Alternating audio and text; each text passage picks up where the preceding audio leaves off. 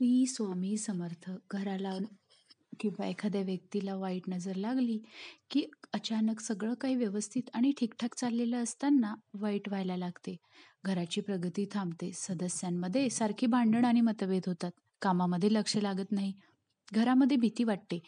नेहमी अशांततेचं वातावरण असते.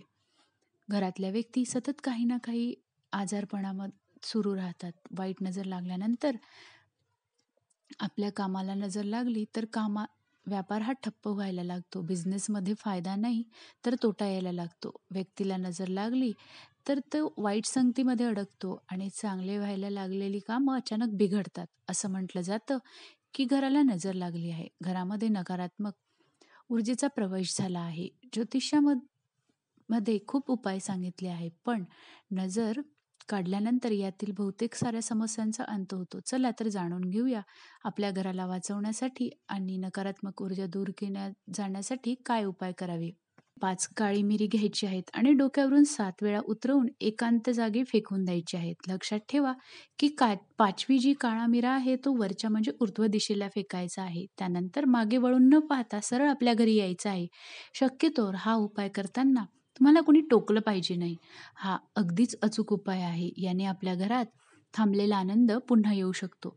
जेव्हा घरातल्या व्यक्तीला नजर लागते तेव्हा जर तुम्हाला वाटते की एक लिंबू घ्या आणि त्याला 7 वेळा व्यक्तीच्या डोक्यावरून उतरवून त्यामध्ये 4 तुकडे करायचे आणि एखाद्या शांत ठिकाणी फेकून द्यायचे. ज्या व्यक्तीला वाईट नजर लागली आहे त्याला पंचमुखी हनुमानाचं लॉकेट करून गळ्यामध्ये घालायला लावा आणि हनुमानाच्या मंदिरात जाऊन हनुमानजीच्या हातांचा शेंदूर कपाळाला लावायला सांगा. कितीही वाईट नजर असली तर ती या प्रमाणाने निघून जाते.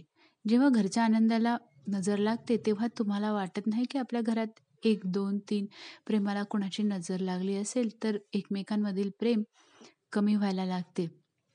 त्याला दूर करण्यासाठी आपल्या घरातल्या मुख्य पुरुषाने बेडखाली झोपताना 1 लोटा पाणी ठेवायचं आणि दुसऱ्या दिवशी अंघोळ वगैरे करून कुलदेवीच्या नावाचा जप करून हे पाणी पिंपळाच्या झाडाला टाकून द्यायचं आहे.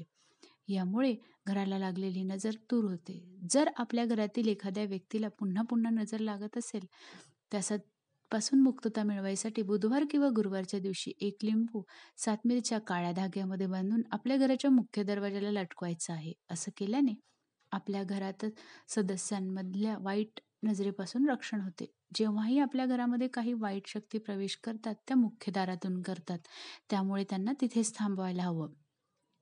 त्यामुळे मुख्य दरवाजाला मोरपंख किंवा मोराचे चित्र लावा. असं केल्यामुळे घरातील नकारात्मक ऊर्जा कधीच आतमध्ये प्रवेश करत नाही. जेव्हाही आपल्या व्यापाराला नजर लागते तेव्हा त्यापासून वाचण्यासाठी दुकानाच्या मुख्य दरवाजामध्ये काळ्या कपड्यामध्ये तुरटी बांधून ठेवा आणि ते दरवाजावरती लटकवून ठेवा. या उपायामुळे तुम्हाला चमत्कारिक लाभ मिळेल आणि वारंवार जर तुमच्या व्यापारामध्ये धनहानी होत असेल तर लाल कपड्यामध्ये 2 कवड्या तिजोरीमध्ये बांधून ठेवा. माता लक्ष्मीला प्रसन्न करण्यासाठी कोणत्याही शुभ दिवशी आपल्या घराच्या मुख्य दरवाजाला 7 कवड्यांची माळ बांधून लावा. त्यामुळे पैशाची तंगी कधीच राहणार नाही.